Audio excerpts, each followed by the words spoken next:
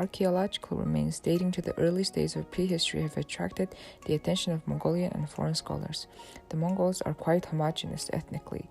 Within Mongolia, Halkh Mongols constitute some 4/5 of the population. Other Mongolian groups, including Durwut, Buryat, Bait, and Derqang, account for nearly half of the rest of the population.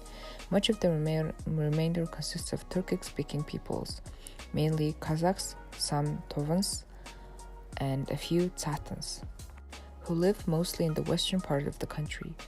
There are small numbers of Russians and Chinese who are found mainly in the towns. The government has given increased attention to respecting and protecting the languages and cultural rights of Kazakhs, Tovans, and other minorities. The vast majority of the population speaks Mongolian, and nearly all those who speak another language understand Mongolian. In the 1940s, the traditional Mongolian vertical script was replaced by the Cyrillic script based on the Russian alphabet.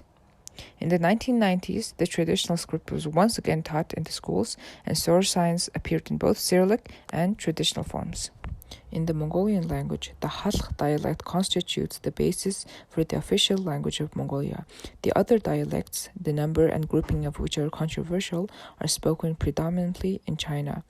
With the closely related Buryat language, Mongol forms the eastern group of Mongolian languages. The additional Mongolian script used in China and scheduled to be reintroduced as the official written language of Mongolia in 2025 is ultimately of a Syriac derivation.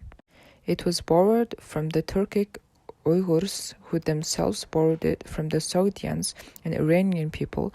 Mongolian letters have different forms depending on their position, initial, middle, final in a word. The script is written in columns vertically from the top of the page down and from left to right. Known as classical or literary Mongolian, the written language generally represents the language as it was spoken in the era of Chinggis Khan and differs in many respects from the present-day spoken language, although some colloquial features were introduced in the classical Mongolian in the 19th century, though best known for its centuries-old role in the transmission of Buddhistic literature from Tibetan, Sanskrit, and Chinese sources. Classical Mongolian has proved remarkably durable and equal to the task of a modern national language.